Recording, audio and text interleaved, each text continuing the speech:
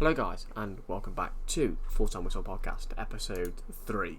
So, a lot better podcast today because football is back. Yeah. Not talking about none of this rubbish Bundesliga where only 2 teams can win it. Whoa, oh wait, that's English football as well at the minute. No one cared about Bundesliga anyway. That is a good point. Just all a pretense.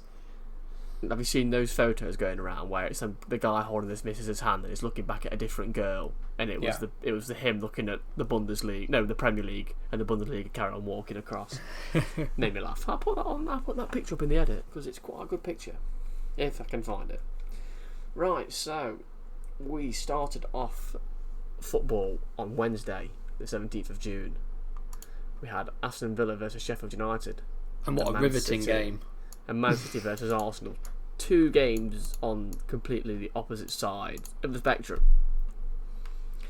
Whereas Man City Arsenal, massively full of impact. Whereas Aston Villa and Sheffield United, you might as well watch grass grow. And I think I've hit that pretty right, Kez, haven't I? Well, it wasn't without its controversy. Well, I mean, yeah. One big moment in the Aston Villa Sheffield United game, and I think we all know what that is. It wasn't a great advert for the Premier League, to be honest. The game, all the first game back. Yeah, all these millions of people watching. What we're going to talk about is, you all know, is a goal line technology fail, and what actually happened with it. Well, that's the thing. We don't actually know what actually happened. I mean, we've got an explanation, but it doesn't really explain why a goal wasn't given. I mean, it's massively impacted the table because if Sheffield United, as the table stands, they are currently 4 points off the Champions League. So with those extra 2 points, that would have taken them into the Euro spots. Wait, no, it wouldn't actually. It wouldn't. It had taken them up to... No, they wouldn't have moved. Sorry, they wouldn't have moved because of goal difference. But still, they'd have been on the same points as Manchester United and Wolves on 46. One step closer to that European glory in their first season back in the Premier League. Which is huge. I mean, no one thought Sheffield United were going to perform this well. And that's the thing. It's like... We've just become so reliant on the goal line technology and it working, haven't we? And to be honest, up to this point, it's been brilliant. It's been faultless, hasn't it? I mean, I can't think of any time where it's failed as it has done. Yeah, and you can't... A lot of people are saying you can resort back to VAR, but you can't, because if the goal line technology hasn't reported a goal, it can't be checked on. It couldn't be checked on VAR, could it? Because it's not been reported as a goal.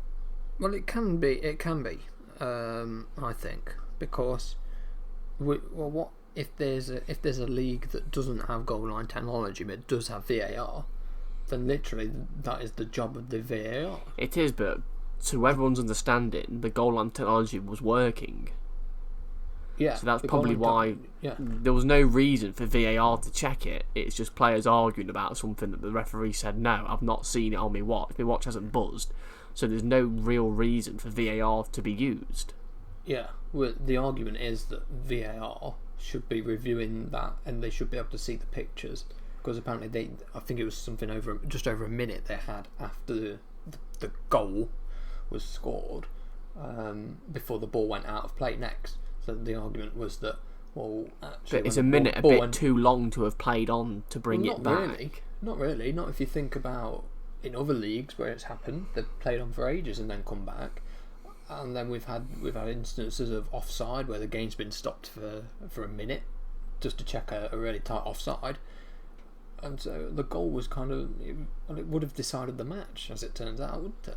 Well, it would have, but I mean, I can understand Sheffield United's frustration and Aston Villa's relief, because that's an extra point towards their potential safety. And I think Grealish said at the end of the game that he's glad it happened because they earned a point from it. Yeah. But I didn't watch the game live because I was work commitments, but based on the highlights that I've seen, Villa looked most likely to take all 3 points. Yeah, it was an even game, and Villa probably did have the best of the chances. There's the John McGinn chance from his left-footed strikes, beautifully struck, but he changed his angle. So he knew he was going. Henderson knew he was going for the left-hand side of the goal to himself. So obviously McGinn went for the right side because of his body language, whereas he should have really put it into the top left corner, Henderson's right, and that probably would have gone in. But it was the first game since the Premier League restart, wasn't it? And it was, I don't know, it was strange. It's just a massive face palm, isn't it? You waited all that time for football to come back, and there's a goal line technology fail, which has never failed before. VAR is the biggest controversial thing in football this season. No one would have ever thought goal line technology will be the problem. No, we all thought it was black and white with goal line technology, wasn't it? Yeah, it's either in or it's not. But whereas it wasn't, and it wasn't given at the end of the day, was it? So who knows? Like, what was the excuse that they gave? It just wasn't turned on? No, it was turned on and working, but the situation, so the goalkeeper had the ball in his hand, there was a defender right in front of him, and then to his left, the defender pushed the goalkeeper over the line, his own defender. Yeah, and then to the left of him was the post. So they said that the mixture of the defender, where the goalkeeper was holding the ball, and the post blocked all the cameras that were trained on that goal. And I think there's a minimum number of angles they have to be so accurate to say it's a goal or not. And the ball just couldn't be seen from the minimum amount of cameras needed. So it wasn't given. Would you call it a goalkeeping error? I don't think so. No, it's just something that happened in the game, wasn't it? In my opinion, I think that the defender pushed him over the line. But what can the goalkeeper do about that? He can't. Obviously, there's not a lot that he can do about it. It's not really a goalkeeping error, is it? He could have came out and commanded the ball earlier, arguably. Yeah. But probably. in terms of the ball going into the back of the net, well, they didn't actually go into the back of the net. I think the defender was pushed the goalkeeper over the line. He scrambled it round the post, which obviously isn't obscure for VAR. Yeah. Well, not VAR, sorry, goal line technology. But that's where. But with VAR, that's my opinion. Yeah. With VAR, there was a clear angle, wasn't there? There was. The broadcaster has where it was clearly over the line, so they could have seen that angle. But for one reason or another, it wasn't picked up.